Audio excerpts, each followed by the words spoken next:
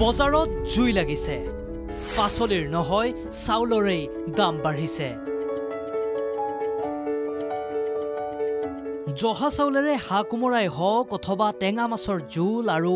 আলু পিটিকাৰে জহা চাউলৰ ভাতেই হওক নাইবা অসমৰ থলুৱা জহা চাউলেৰে পায়সেই হওক এনেবোৰ লোভনীয় ব্যঞ্জনৰ লগত জহা চাউলৰ ভাত কাৰনো ভাল নালাগে কিন্তু এতিয়াৰে পৰা জহা চাউলৰ ভাত খাবলৈ হলে চিন্তাত পৰিব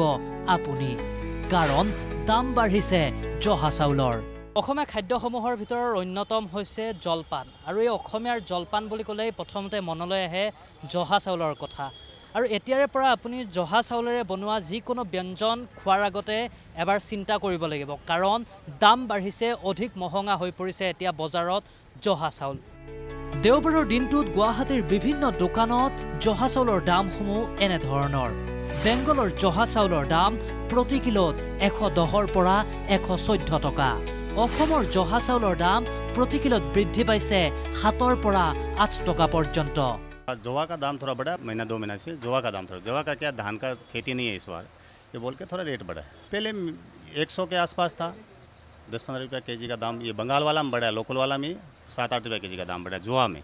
बाद बाकी आइजन वगैरह का दाम टूटा है उसना का दाम भी टूटा है चावल आपका 72 का है 70 का है 84 का है 88 का है बंगाल का लेने से 110 12 13 14 का प्रथमे 70-80 टकात बिक्री हुआ जहा चाउলৰ दाम এতিয়া হৈছে গৈ 90 টকাৰ ওপৰত প্ৰতি কিলো জহা চাউল বিক্ৰী হৈছে 90 পৰা 120 টকা পৰ্যন্ত अगर हम 80 तक मिलता था 80-70 में आराम से जोहा मिलता था तो इतना इंक्रीजिंग सिर्फ चावल भी जोहा में हुआ इस बार सब लोकल है कोई बर्दवान से आता है कोई आपका बरपेटा से माल आता है हाँ इस प्राइस पर जोहा का रेट काफ़ी ज़्यादा इंक्रीजिंग हुआ है देखा जाए तो अभी 90 के रेंज के ऊपर ही जोहा चावल आपको जोहा राइस जो है वो आपको मिलेगा 90 100 120 ऐसे राज्यर कृषकर मते दোकाনত जदिও বাঢ়িছে জহা চাউলৰ দাম কিন্তু কৃষকে পোৱা নাই খেতিৰে উচিত দাম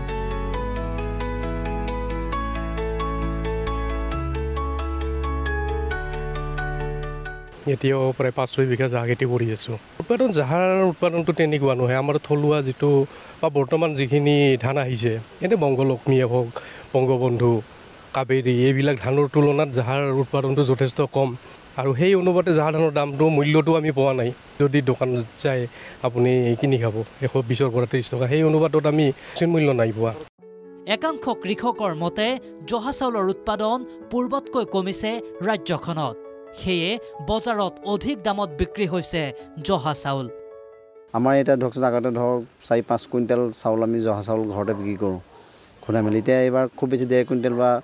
2 কুইণ্টেল এনেকৈ বিক্ৰী কৰিব পাৰিছোঁ চাউলৰ প্ৰডাকশ্যনটো বহুত কমি গৈছে আগতকৈ সেইকাৰণে দাম বাঢ়িছে বুলি আমি অনুমান কৰোঁ আৰু বজাৰতো কিনিব গ'লে সেই 100 টকাই আমি ঘৰৰ পৰা 80 টকা মই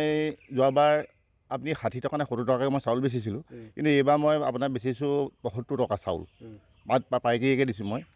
তাকে আৰু ধৰক মই এটা আহ্বান জনাইছোঁ আমাৰ যিখিনি খেতিয়ক সেই খেতিখনে জহা খেতি কৰক জহা ধান উৎপাদন কৰক তেতিয়া মানে আমাৰ এটা ভাল চাহিদা হ'ব মুঠৰ ওপৰত এতিয়া বজাৰত জুই সদৃশ হৈ পৰিছে জহা চাউলৰ দাম উৎপাদন নাবাঢ়িলে আৰু অধিক মহঙা হৈ পৰিব আপোনাৰ মোৰ প্ৰিয় জহা চাউল ব্যুৰোৰ সহযোগত গুৱাহাটীৰ পৰা ভিডিঅ' জাৰ্নেলিষ্ট ধনজিতৰ সৈতে কৌশিক তালুকদাৰৰ ৰিপৰ্ট NKTV+